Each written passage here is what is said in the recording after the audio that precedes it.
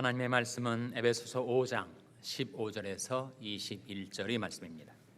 그런즉 너희가 어떻게 행할 것을 자세히 주의하여 지혜 없는 자같이 말고 오직 지혜 있는 자같이 하여 세월을 아끼라. 때가 악하니라. 그러므로 어리석은 자가 되지 말고 오직 주의 뜻이 무엇인가 이해하라. 술 취하지 말라. 이는 방탕한 것이니 오직 성령의 충만을 받으라. 시와 찬미와 신령한 노래들로 서로 화답하며 너희 마음으로 주께 노래하며 찬송하며 범사의 우리 주 예수 그리스도의 이름으로 항상 아버지 하나님께 감사하며. 다 같이 읽으시겠습니다. 그리스도를 경외함으로 피차 복종하라. 아멘. 할렐루야. 서로의 평강의 복을 기원하는 마음으로 샬롬 인사 나누시기 바랍니다. 샬롬. 샬롬. 지난 몇 주간에 걸쳐서 성령에 관한 메시지를 증거하였습니다. 성령은 누구이신가? 성령은 완전한 인격이시며 무한한 권능이시다. 성령은 영으로 오신 하나님이시다 하는 말씀을 우리가 생각해 보았죠. 마치 예수 그리스도께서 육신으로 오신 하나님이신 것처럼 성령은 영으로 오신 하나님이십니다. 성령은 오셔서 무슨 일을 하시는가? 5가지 성령이 하시는 일을 요약해서 말씀드렸죠. 성령은 우리에게 생명을 주십니다. 성령은 말씀을 가르쳐 주십니다. 성령은 위로해 주십니다. 성령은 치료해 주십니다. 성령은 인도해 주십니다. 성령의 은사는 무엇인가? 은사란 말은 은혜의 선물이란 뜻인데, 성령의 은사란 성령께서 우리 마음속에 임하실 때 우리에게 새롭게 주어지는 영적인 재능과 능력을 가리켜서 성령의 은사라고 합니다. 로마서 12장에서 7가지 은사를 우리가 발견했었죠. 예언, 섬김, 가르침, 권위, 구제, 다스림, 긍휼, 성령의 은사들이에요. 또한 고린도전서 12장에서 9가지 은사를 우리가 찾아보았습니다.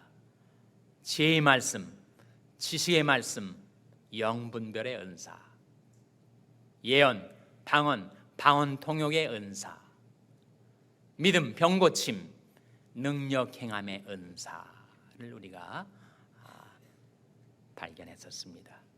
성령의 열매는 무엇인가? 성령의 열매란 성령께서 우리 삶 속에 들어오셔서 우리와 더불어 살아가시는 가운데 우리가 성령의 감화, 감동을 받아서 우리 심령, 우리 속사람, 우리 영혼, 우리 인격이 변화되어 예수 그리스도를 닮아가게 되는 것, 그것이 바로 성령의 열매라고 합니다. 9가지 성령의 열매가 있었죠.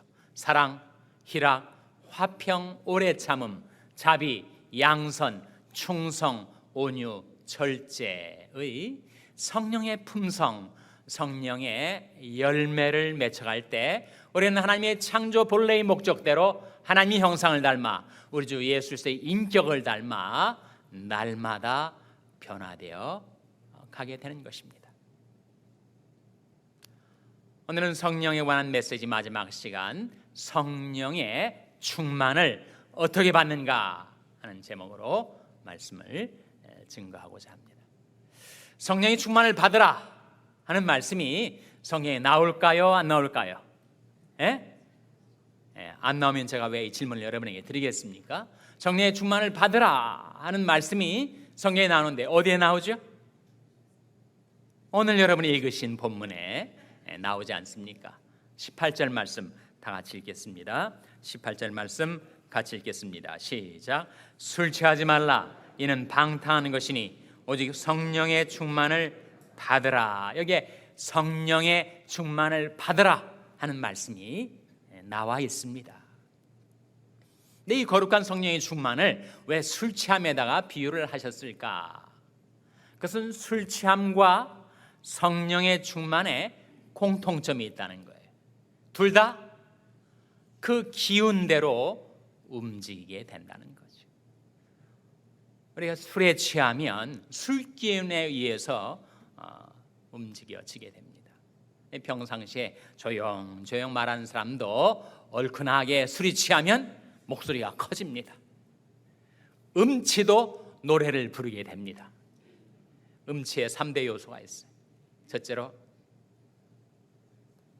음정과 박자에 구애받지 않고 자유롭게 부른다 하는 거예요.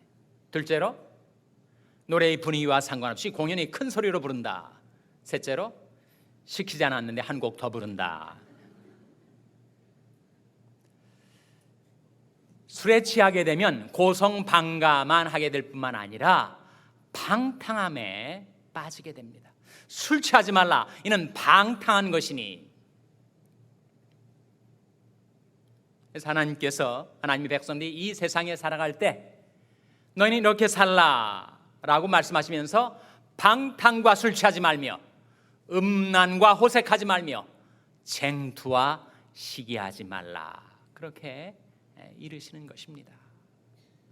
술 취하지 말라, 이는 방탕한 것이니 오직 성령의 충만을 받으라. 우리가 성령의 충만함을 받으면 성령의 기운에 의해서 우리가 살아갑니다. 하나님이 신이 나를 지으셨고 전능자의 기운이 나를 살리시느니라 하는 말씀대로 성령 충만을 받으면 우리는 성령의 기운에 의해서 움직이고 살아가게 됩니다. 우리가 살고 있는 이 세대가 너무 빨리, 정말 세월이 유수같이 화살같이 빨리 지나가고 있는데 우리 어떻게 살아야 할 것인가? 그런즉 너희가 어떻게 할 것을 자세히 주의하여 지혜 없는 자 같이 말고 오직 지혜 있는 자 같이 하여 세월을 아끼라. 때가 악하니라. 그러므로 어리석은 자가 되지 말고 오직 주의 뜻이 무엇인가 이해하라고 하셨는데 주의 뜻을 이해하기가 어렵습니다.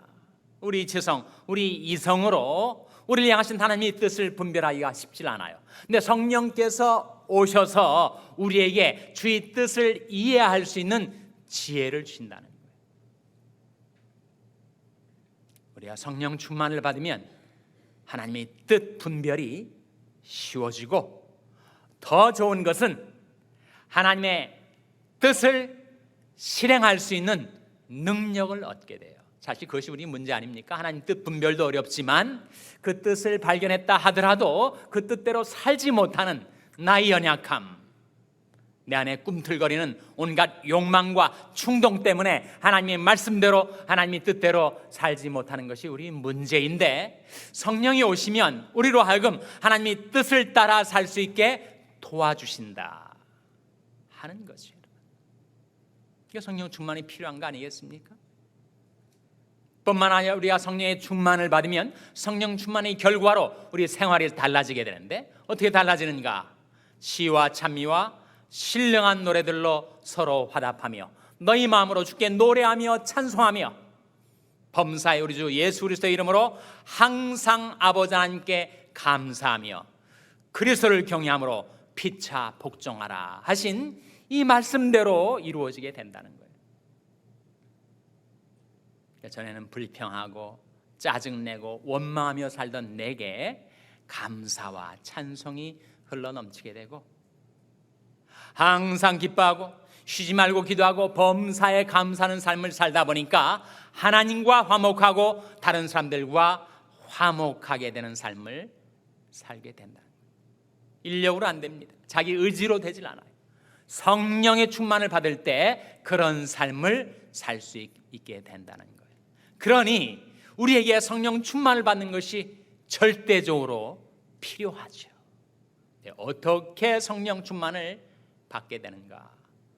성령이 세 가지 길을 우리에게 보여주고 있습니다. 첫째로, 성령 충만을 받으려 하면 회개하여야 합니다. 사도행전 2장 38절 말씀에 너희가 회개하여 각각 예수 그리스도의 이름으로 세례를 받고 죄사함을 얻으라. 그러면 성령을 선물로 받으리니. 우리 어떻게 성령 받는다고요? 어떻게 성령 충만을 받게 된다고요? 너희가 회개하라. 우리가 죄와 짝하여 살아왔습니다. 죄와 더불어 살아왔어요. 지나온 날들의 삶 가운데서도 내게 죄가 있었고 지금도 내 마음 한구석, 내 생활의 한구석에 여차하면 그 죄를 따라 살려는 죄에 대한 미련, 달콤한 쾌락, 욕망대로 내 마음대로 살고자 하는 죄질 생각이 내게 있다는 거예요. 하나님의 영은 말 그대로 성령, 거룩한 영이시기 때문에 내가 죄악을 품고서야 성령 충만을 받을 수가 없는 거죠. 그 죄를 버릴 때, 그 죄를 토해낼 때, 그 죄에서 돌아서서 하나님 앞으로 나올 때 우리가 성령 충만을 받게 되는 것입니다. 자기 죄를 숨기는 자는 형통하지 못하나 죄를 자복하고 버리는 자는 불쌍히 여김을 받으리라. 예루살렘아, 내 마음의 악을 씻어버리라. 그리하면 구원을 얻으리라. 내 악한 생각이 내 속에 얼마나 오래 머물겠느냐. 악한 생각, 죄질 생각 내가 내 마음에 품고 살면 나는 성령 충만 받지 못합니다. 거룩하신 하나님의 영이 죄를 품고 사는 내게 충만히 임하실 수가 없으시니까요. 그러나 우리가 회개할 때, 죄에서 돌아서서 하나님 앞으로 나올 때 하나님께서 우리를 받아주시고 우리를 성령으로 충만케 해 주십니다. 그러므로 너희가 회개하고 돌이켜 너희 죄 없이함을 받아라. 이같이 하면 유쾌하게 되는 날이 주 앞으로부터 이를 것이요. 우리가 회개할 때 성령이 바람이 불어와 내 심령, 내 속사람을 유쾌하게, 상쾌하게, 내 심령을 시원하게 만들어 주신다는 것입니다. 성령이 증거하는 성령 충만을 받는 길, 하나님께서 저와 여러분 우리 한 사람 한 사람에게 누구에게 하나님의 신을 부어주시는가? 그러므로 너희가 회개하고 돌이켜 너희 죄 없이함을 받으라. 나의 책망을 듣고 돌이키라. 보라, 내가 나의 신을 너에게 부어주며 나의 말을 너에게 보이리라. 너희는 여호와를 만날 만한 때에 찾으라. 가까이 계실 때 그를 부르라. 악인은 그 길을, 불의한 자는 그 생각을 버리고 여호와께로 돌아오라. 그리하면 그가 긍휼히 여기시리라. 우리 하나님께로 나오라. 그가 널리 용서하시리라. 성령 충만을 받는 길, 그래서 우리가 죄를 떨쳐버리고 죄를 자복하고 죄를 청산하고 내 마음 한구석에 남아있는 죄를 내 마음과 삶 속에서 내몰아 버리고 우리가 하나님께로 돌이켜 나올 때 하나님께서 우리에게 성령의 충만함을 주십니다. 둘째로 우리가 어떻게 성령 충만을 받게 되는가? 간구할 때, 성령 충만을 달라고 기도할 때 우리는 성령 충만을 받습니다. 누가복음 11장 13절 말씀에 너희가 악할지라도 좋은 것을 자식에게 줄 알거든 하물며 너희 천부께서 구하는 자에게 성령을 주시지 않겠느냐. 누구에게 성령을 주신다고요? 구하는 자에게. 하나님은 늘 우리를 인격적으로 대우해 주십니다. 그래서 우리가 하나님 앞에 구하면 우리가 잘못 구하는 것 아닐 때, 우리가 내 정욕을 위해서 쓰려고 잘못 구하는 것이 아닐 때 하나님 우리가 구하는 바를 그대로 주십니다. 그런데 너희가 악할지라도, 악한 아버지일지라도 자식이 와서 뭔가를 달라고 할 때 주는 것처럼 하물며 너희 천부께서 구하는 자에게 성령을 주시지 않겠느냐. 여러분이 하나님 앞에 나와 기도하시지 않습니까? 새벽 기도든 개인 기도든 기도하실 때 여러 가지 소원, 여러 가지 문제, 여러 가지 기도의 제목들 하나님께 아뢰실 거예요. 그러나 빠뜨리지 않고 구하셔야 될 기도의 제목, 가장 중요한 기도의 제목, 그것은 하나님, 저와 제 자녀들에게 성령을 충만히 부어 주시옵소서라는 간구, 그 기도 제목입니다. 우리가 그렇게 기도하면 어떻게 되는가? 그를 향하여 우리 가진 바 담대한 것이 이것이니 우리가 무엇이든지 구하면 들으심이라. 우리가 그에게 구하는 바를 들으시는 줄을 안즉 우리가 그에게 구한 것을 또한 얻은 줄을 아느니라. 신실하신 하나님은 내 아무런 공로가 없을지라도 간구에 응답받을 자격이 내게 없을지라도 예수 그리스도의 이름을 의지하여 하나님 앞에 구할 때 우리에게 응답해 주시는데, 하나님의 가장 기뻐하시는 뜻, 그것은 하나님의 자녀의 성령 충만을 받아 하나님의 백성답게 이 세상을 살아가는 것인데, 그 하나님의 뜻대로 구하는 간구에 왜 응답하지 않으시겠습니까? 그렇게 하나님 앞에 기도할 때 나는 나의 의로운 행위나 나의 공로를 의지해서 기도하지 않죠. 제가 좋아하는 찬송가 가사에 이런 가사가 나옵니다. 구속하신 보혈로 허락하신 성신을 믿음으로 바라며 이제 간구합니다. 거기에 성령 충만을 받을 수 있는 중요한 원리가 들어있어요. 우리가 성령 충만을 받는 것은 구속하신 보혈로 받는 것입니다. 은혜로 받는 것입니다. 하나님이 나를 불쌍히 여기셔서 성령 충만을 부어주시는 것이지, 내가 의로운 행위를 해서 내가 성령 충만을 받을 수 있는 자격과 가치를 획득했기 때문에 내게 주시는 것이 아니라는 거예요. 그리고 그렇게 간구할 때 믿음으로 간구하라. 하나님이 응답해 주실 것을 기대하는 마음으로 믿음 갖고 간구하라. 구속하신 보혈로 허락하신 성신을 믿음으로 바라며 이제 간구합니다. 여러분이 하나님 앞에 나와서 자신을 위하여, 자녀들을 위하여, 자손들을 위하여, 그리고 교회를 위하여 하나님께서 성령 충만을 부어주시기를 위해서 간구할 때 하나님께서 여러분의 간구에 응답해 주시기를 주님의 이름으로 축원합니다.